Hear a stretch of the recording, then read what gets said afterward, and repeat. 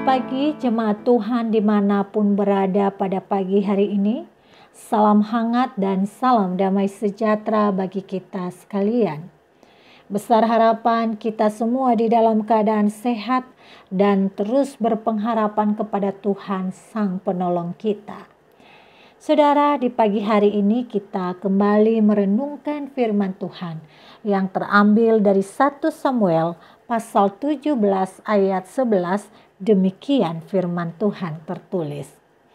Ketika Saul dan segenap orang Israel mendengar perkataan orang Filistin itu, maka cemaslah hati mereka dan sangat ketakutan. Saudaraku yang terkasih, sebagai manusia biasa, kita pernah mengalami yang namanya cemas dan takut.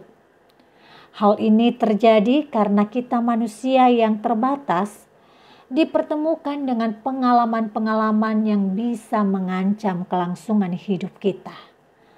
Dan hal ini pun terjadi bagi bangsa Israel. Demikian juga gereja mula-mula. Alkitab mencatat, sebelum murid-murid Yesus benar-benar meyakini kebangkitan Yesus, mereka mengalami ketakutan dan kecemasan yang besar. Bahkan akibat dari ketakutan dan kecemasan yang besar itu, mereka mengalami trauma hingga mengurung diri di dalam kamar dengan pintu-pintu yang tertutup. Alkitab juga mencatat sebagaimana kita baca di pagi hari ini, bahwa ketika bangsa Israel menghadapi bangsa Filistin yang memiliki kelengkapan perang, mereka seketika menjadi takut, nyali mereka menjadi ciut, dan mereka berada di dalam kecemasan. Saudaraku yang terkasih, rasa cemas adalah bagian dari emosi normal manusia. Dari hal sepele hingga hal yang besar bisa menjadi alasan dan sumber kecemasan kita. Misalnya, kita cemas terlambat ke kantor di tengah macetnya lalu lintas. Atau kita cemas karena bertambah umur dan penampilan fisik tidak lagi sesempurna dulu. Dan masih banyak lagi alasan tentunya yang membuat kita cemas dan takut.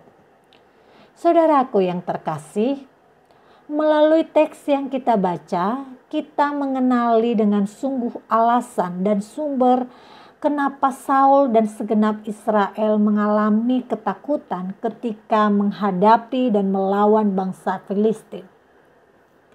Menurut penelusuran sejarah, gambaran mengenai Goliat yang menantang bangsa Israel itu tidaklah berlebihan. Diketahui tingginya memang sekitar 3 meter, berat baju zirahnya sekitar 57 kilogram, berat mata tombaknya sekitar 7 kg, dan banyak hal lain yang dimiliki oleh Goliat. Goliat pun menantang mereka untuk melakukan perkelahian 1 lawan 1. Wajar jika tidak ada orang Israel yang menghadapi Goliat, sebab tidak ada yang seimbang secara fisik dari mereka. Akan tetapi, saudaraku, meskipun melalui jalan yang panjang, toh kecemasan dan ketakutan segenap bangsa Israel itu diubahkan oleh Allah melalui iman dan keberanian Daud.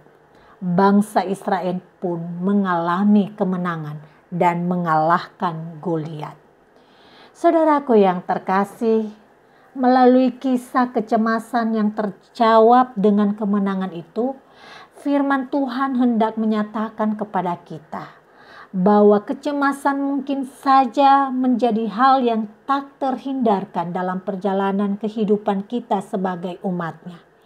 Mungkin juga harus melalui proses panjang untuk melewatinya, bahkan harus diperhadapkan dengan proses yang menguras energi. Namun kita juga harus tahu bahwa yang penting dan sangat perlu dikembangkan bukanlah kecemasan itu, melainkan iman dan pengharapan kepada Allah. Saudara, biarlah pagi hari ini kita mampu mengatasi kecemasan dan ketakutan dengan iman yang penuh kepada Tuhan.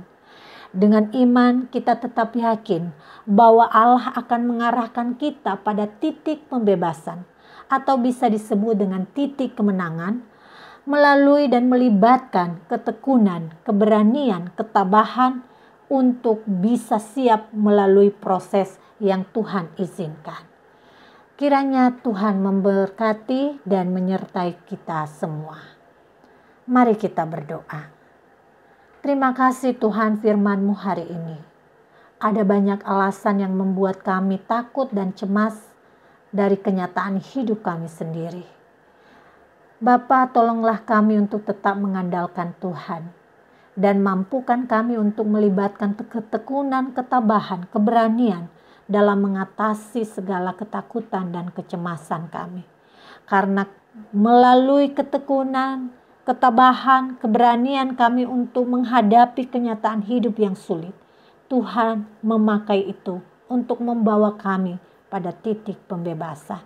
Terima kasih firman-Mu yang menyegarkan. Berkatilah kami dan semua umat-Mu di sepanjang hari ini. Di dalam nama Yesus Kristus kami mengucap syukur dan memohon. Amin.